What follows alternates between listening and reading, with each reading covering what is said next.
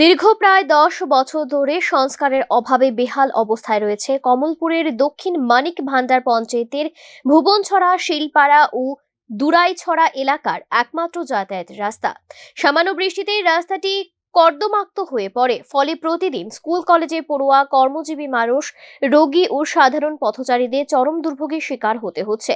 স্থানীয় বাসিন্দাদের অভিযোগ, বহুবার সংশ্লিষ্ট দপ্তর ও জনপ্রতিনিধিদের কাছে রাস্তা সংস্কারের দাবি জানানো হলেও আজ পর্যন্ত কোনো স্থায়ী উদ্যোগ নেওয়া হয়নি।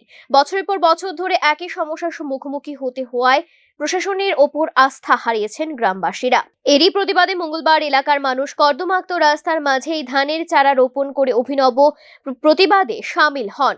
বিক্ষোভকারীরা জানান, যখন রাস্তা ধান ক্ষেতের মতো হয়ে গেছে তখন সেখানে ধানের চারা রোপণ করেই প্রশাসনের দৃষ্টি আকর্ষণের চেষ্টা করা হয়েছে।